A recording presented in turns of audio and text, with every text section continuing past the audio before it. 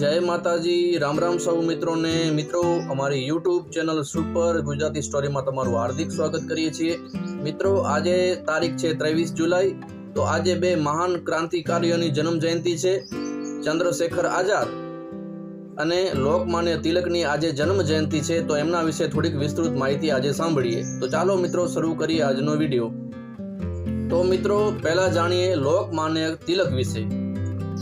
લોકમાન્ય બાળ ગંગાધર તિલક ભારતની આઝાદીની લડતના મહાન સ્વાતંત્ર્ય સેનાની, પ્રખર રાષ્ટ્રવાદી અને સ્વરાજના મજબૂત હિમાયતી હતા. તેમનો જન્મ રત્નાગિરી, મહારાષ્ટ્રમાં 23 જુલાઈ 1856ના રોજ થયો હતો. તેમનું મૂળ નામ કેશવ હતું, પણ બાળ તરીકે જાણીતા થયા. 1876માં ગણિત અને સંસ્કૃત સાથે BA અને 1879માં LLB કાયદાની પદવી મેળવી. તેમના પિતા ગંગાધર શાસ્ત્રી, જે સંસ્કૃતના વિદ્વાન અને શિક્ષક હતા. સ્વરાજ મારો જન્મસિદ્ધ અધિકાર છે અને હું તેને મેળવીને જ જંપીશ, આ પ્રખ્યાત સૂત્ર તેમણે આપ્યું હતું. દેશવાસીઓએ તેમને લોકમાન્યનું બિરુદ આપ્યું. મહાત્મા ગાંધીએ તેમને આધુનિક ભારતના નિર્માતા કહ્યા હતા. લોકોમાં રાષ્ટ્રભાવના જગાવવા અને એકતા વધારવા માટે તેમણે સાર્વજનિક ગણેશોત્સવ અને શિવાજી જયંતિ ઉજવવાની શરૂઆત કરી હતી.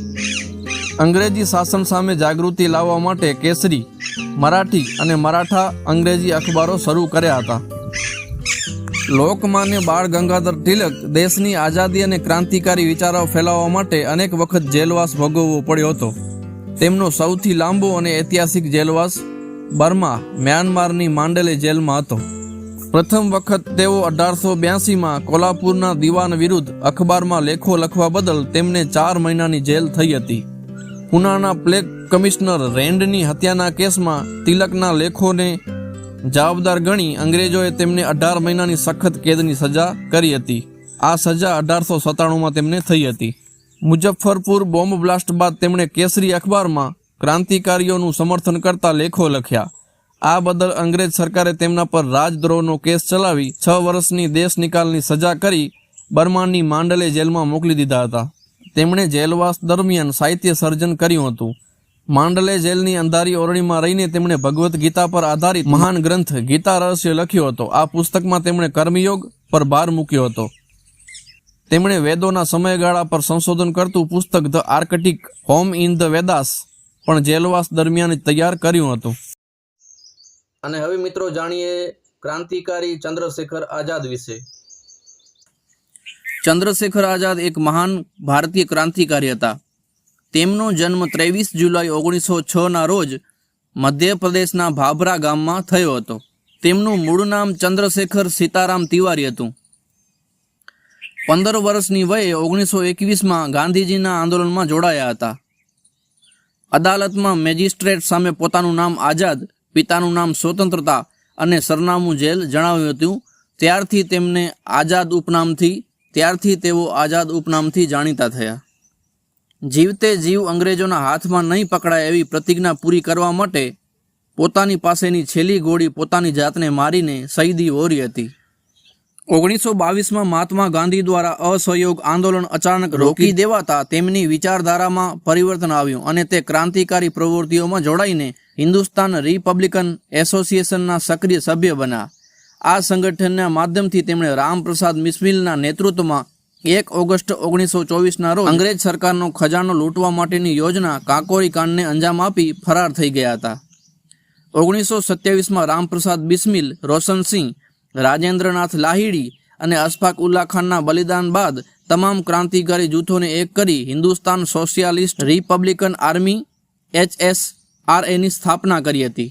1926માં વાઇસરોયની ટ્રેનને ઉડાવી દેવાની યોજનામાં તથા લાલા લજપતરાયની હત્યાનો બદલો લેવા માટે JP સોન્ડર્સની હત્યાના કાવતરામાં પણ સામેલ હતા. આઝાદે કેટલાક સમય માટે ઝાંસીને પોતાની સંગઠન પ્રવૃત્તિઓનું કેન્દ્ર બનાવ્યું હતું. ઝાંસીથી 15 કિલોમીટર દૂર ઓરછાના જંગલોમાં પોતાના સહયોગીઓ સાથે નિશાનેબાજીનો અભ્યાસ કરતા પોતે વિશેષજ્ઞ નિશાનેબાજ હોવાને કારણે તેઓ અન્ય સાથીઓને પણ પ્રશિક્ષિત કરતા. તેઓ સતાર નદીને કિનારે એક ઝૂંપડી બાંધીને રહેતા અને પંડિત હરિશંકર બ્રહ્મચારીના નામે બાળકોનું અધ્યાપન કાર્ય પણ કરતા.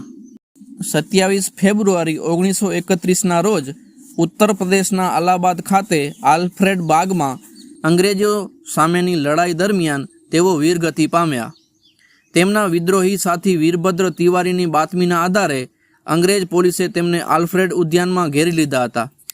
પોતાની તેમજ સાથી સુખદેવ રાજની બચાવ પ્રતિક્રિયામાં તેમણે 3 પોલીસ કર્મીઓને મારી નાખ્યા હતા અને અનેક કેટલાકને ઘાયલ કરી સુખદેવ રાજને ભાગી છૂટવામાં મદદ કરી હતી. પોલીસથી ઘેરાયેલા આઝાદે પોતાનો દારૂગોળો ખતમ થતાં બચવાનો કોઈ વિકલ્પ ન રહેતા પોતાને જ ગોળી મારી દીધી હતી. કહેવાય છે કે અંગ્રેજો દ્વારા પકડાઈ જવાની સ્થિતિમાં પોતાની હત્યા માટે તેઓ એક ગોળી અલગ રાખતા હતા. ચંદ્રશેખર આઝાદની પિસ્તોલ અલ્હાબાદ સંગ્રહાલયમાં પ્રદર્શન માટે રાખવામાં આવેલી છે. મિત્રો, આજનો આ રસપ્રદ વિડીયો તમને પસંદ આવ્યો હોય તો વિડીયોને લાઇક કરી દેજો. અમે આ ચેનલ પર આવા રસપ્રદ માહિતીના વિડીયો બનાવતા રહીએ છીએ. તમે આ ચેનલ પર નવા છો તો ચેનલને સબસ્ક્રાઇબ કરી દેજો. મળીશું એક નવી સ્ટોરી સાથે, નવી વાત સાથે. ત્યાં સુધી સૌને જય માતાજી, રામ રામ.